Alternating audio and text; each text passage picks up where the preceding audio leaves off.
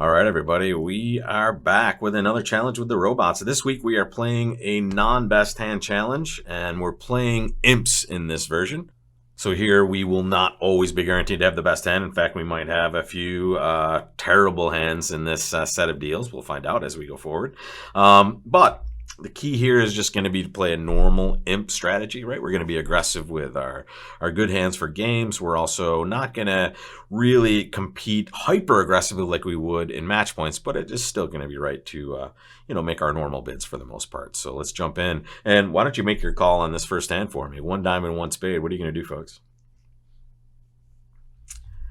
I hope we're going to double, right? This is a spot where we have to show our heart suit first, right? Some of you might have thought about no trump. Some of you might have bid 2 hearts or even 2 clubs in this case. 2 hearts would show 5, and that would be 10 plus points. So you're right on your values. You're wrong on your number. 2 clubs would just deny hearts, right? Because you have 2 ways to show hearts. You can double or you can bid them directly.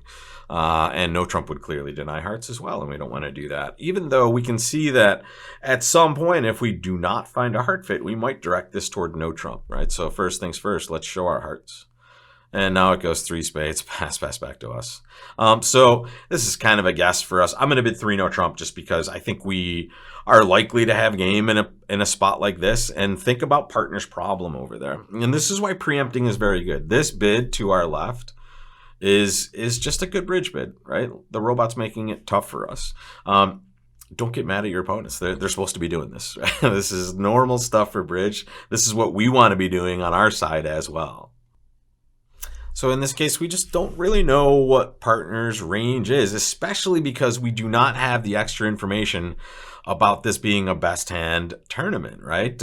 This is not a best hand tournament. So our partner could have, 14 or unbalanced 15 or something like that they just don't have a bid for over 3 spades, right? So it's our job to kind of take the pressure off of partner and just bid 3 no trump, right? We have to kind of be the captain in this situation. And look at wow. I was just gonna say, look at our spade holding. It's a really good stopper, and then dummy table stiff king. Nice, right? The robot's getting a little frisky there on the side of the table here. Right hand opponent overcalling with at most the queen 10 of the suit. Lefty, Lefty didn't show any quality of the suit, right? They just jumped to 3 spades. We know Lefty has 4 spades, at least. In fact, we know they have exactly 4 because of the auction, unless East overcalled with like a 4-card suit, which the robot can do from time to time. But in a realistic situation, here's how I would gauge what I know now, right? I know. I know the queen of spades is to my right, and if it's not, it's a shock. But also, even if it's not, what we would recognize is if East is going to overcall with a bad suit, and they're a reasonable player, we would expect them to have values, right? We're not supposed to be overcalling bad suits and bad hands, right? So we are either going to do, we're either going to let that go, right, with a bad suit and a bad hand, or if we have a bad suit and are much better values, we'll get in there. So here in this case, we're going to win this. It's a very easy hand to play. We're just going to play a low diamond. I would expect the ace of diamonds and the ace of clubs to be to my right. So I think we're going to be pretty safe on this hand. And if they decide to lead a spade through us, we'll have a fun decision.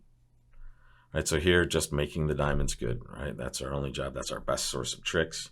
And now what are they doing? Now here's the fun guess, right? Is East an insane maniac, right? So did they overcall with, 5 small, essentially, in the direct chair? Well, if they did, let's think about it. If they did, and they have ace, queen, jack of clubs, the ace of diamonds, that's 11, and the queen of hearts, that would be a 13 count. So would they bid a spade there at the 1 level? Sure, with a full opening hand, and 10 fifth the spades, 10 9 fifth, maybe they do that. I don't know.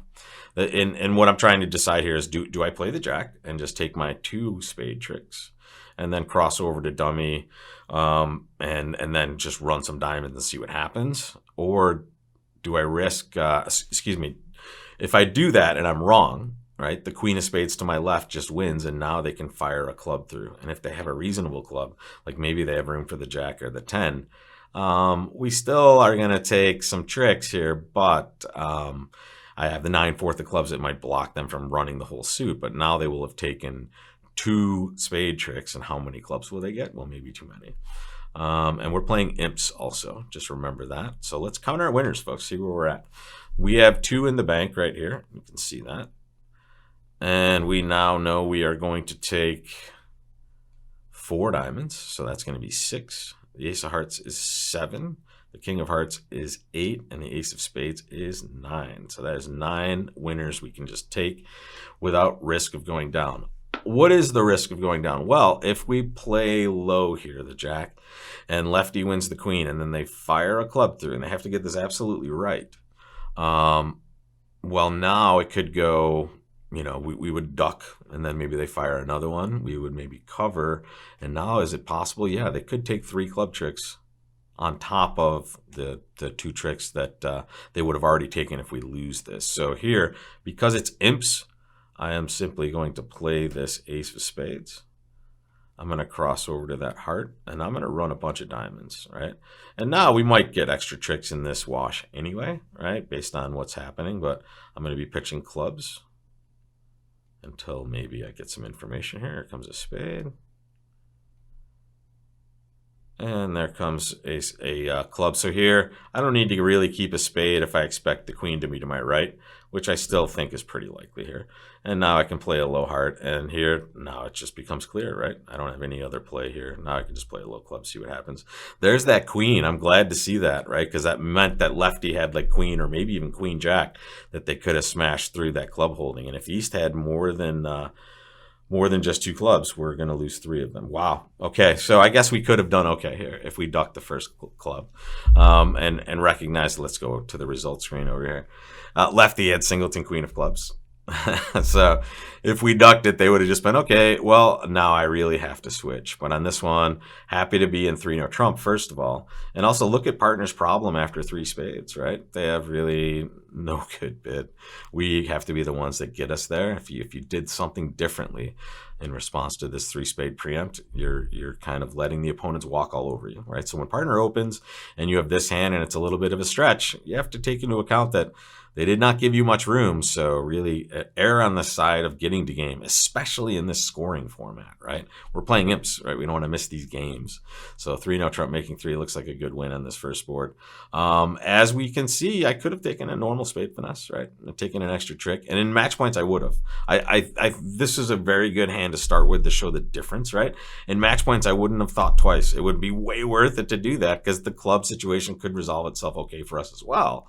But in this case, as an imp strategy, I'm trying to just make sure I make it without any possibility of going down. And that's what I'm trying to do, right? So 3-no trump making 3. I don't care if I lose an imp. I will take the safety route there. Ooh, take a look. 11 points. Now remember, folks, this is not a best hand tournament, right? Make your opening bid. This is all a style issue, folks. All a style issue. And what I mean by that is you are going to open a diamond if you are relatively comfortable opening in these situations somewhat light. And what I mean by this, you and your partner are going to have, just kind of a style of your own, right? I tend to always open these situations when I have concentrated values and I'm not totally flat, right? So I'm 4-4-3-2 and I have ace, queen, ace, jack in 2 of my suits, right? So I'm happy to get in here. I'm not going to be aggressive with this at all, right? I am getting in here mainly to just start a process of possibly discovering something from our side, but on the upside, on the other end, I might just be preempting them by opening the bidding somewhat. So here, I'm happy to open this somewhat light and then just sit tight and see what happens. And here, we're just going to defend 2 spades. Perfect spot, right? We are in here. Maybe we've gotten them away from something, or maybe we've done nothing, right? But at least we've gotten them to hopefully miss something here. So let's jump in and see what we're going to get as a lead from partner. And downside to opening our worst suit, right? Which is totally normal. When we're 4-4, we always open diamonds. So don't let that club situation go, hey, why didn't you open a club? Never open a club in this situation, because now we'll almost always have 4 diamonds when we open 1 diamond. Here, what kind of signal should we give, folks? Make your choice or make your play. Right, partner's leading a low diamond and the dummy's playing the jack, and we're defending against 2 spades. And while we're talking about this, I would remind you that I just finished the complete guide to defense, and that is up on the site. And I also have something else to talk to you guys about that's coming in the very near future, next week, actually. So this is a situation where both of us, myself and my partner over there, the robot, can tell that we are not going to be leading diamonds anytime in the near future. And why aren't we going to be leading diamonds? Well, it's because we can see that they're out, right? So Dummy's going to be roughing diamonds as much as they want. And to be honest, it looks like Declare probably has some good diamond winners as well, considering we're about to play low on this. So our signal should be which of the other suits we prefer. We remove the trump suit. We're never going to talk about that. And obviously we're not talking about diamonds because we both can see no future, right? So we're talking about hearts and clubs. Which of the suits do we prefer? It's interesting. We have good cards in both. We have a better position in hearts though, right? We want partner to lead a heart for us because that's the situation we might solve, especially if partner has the king or like the 10-9 or something. Here in clubs, it looks like we have a bad position, and if we have to lead that, it's not the worst for us because our card is kind of finessable already. We might refine this later, but for now, I'm going to ask partner for a heart if they even get in. Who knows if they're even going to get in here. So the 9 of diamonds, because it's the higher diamond or higher card, we are saying we want the higher of the remaining 2 suits led, the higher ranking, and that is hearts, right? Here we can kind of refine this to partner by giving some trump suit preference. And this is just, we have worthless cards in the trump suit. The order in which we play them is going to show which of the suits we prefer, and we've now set hearts once again. Now they're leading spades, obviously. I'm just going to pitch a diamond here. We see that obviously they had 5-5 in the spade suit. We knew they had good diamonds. And unfortunately, wow, they have lots of good diamonds. All right, we'll let partner win that. Get that heart through, partner. I would expect partner to have some card over there, and that looks like it is. They either had the king of hearts or the king of clubs, and there it is, folks. Let's hope they have some good spots in hearts. They don't. All right, I guess we're just going to surrender a heart that they're going to rough anyway. And it looks like, they definitely did not lack a source of tricks or a lot of tricks on this end. Look at this. The only thing we can really do is get off to a better opening lead, to be honest. And this shows you if they lead a diamond, we can't do anything ever. However, if I just pass originally, which I would never do. I'm not second guessing my bid. I'm always going to open a diamond here. But if I choose to pass, I'm just looking at what might happen at the other table. It'll just go 1 spade on my left. I don't think the robot would Michaels. That's not close to their range. Maybe it goes 1 spade, 4 spades, right? And they lead a diamond. The problem is the club lead produces 3 clubs and the ace of hearts, right? So they can't make 4 spades, but on a diamond lead, they sure can, right? Because now it just goes, okay, jack of diamonds, they win, and now they have 2 solid pitches on those diamonds, right? So they can pitch 2 clubs, and therefore they only lose 2 clubs in a heart rather than 3, right? If partner leads the queen of diamonds, they're a hero, but they're never going to do that either. So just a crazy hand. I'm just chomping at the bit to get onto this next one, but we'll have to wait until tomorrow. And let me remind you folks, the weekend game is back up and running, or at least it's never not run. It's just I'm doing the videos again now that we're getting close to the start of the new bridge season. And in honor of the new bridge season, I have a new session for all of you. Back to bridge camp. I have right after Labor Day weekend, I have 5 amazing events to get those bridge juices flowing again. I am starting with a defense course on Tuesday, September 6th, following it with a bidding skills update, a nice way to kind of update what conventions you're playing with your partner and remind you of some of the more common auctions and mistakes that will be made during the bidding of bridge hands. And Declare play practice on Thursday, just general strategies about planning the play in both no trump and suit contracts, and then executing it and seeing if you can take the most tricks. Then we have 2 duplicate games, folks. On Friday, we have your choice of times. I want to give everybody flexibility here. It's going to be a nice set of deals, 12 deals to play with either you and your partner, you and a robot, or you can actually pick up a partner, and we'll show you ways to do that in the instructions.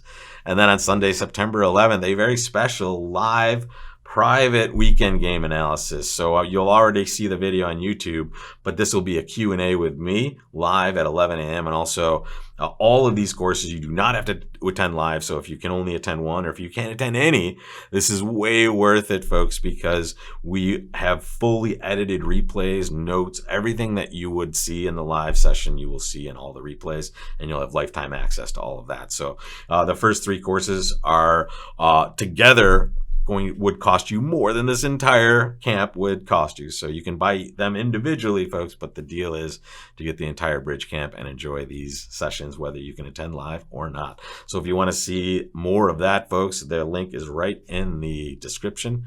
And I hope to see you not just back here for the challenge, but also at this event to start your bridge season. Back to Bridge Camp. Check it out, folks. It's going to be a whole bunch of fun and a lot of content to improve your bridge games. I'll see you soon, folks.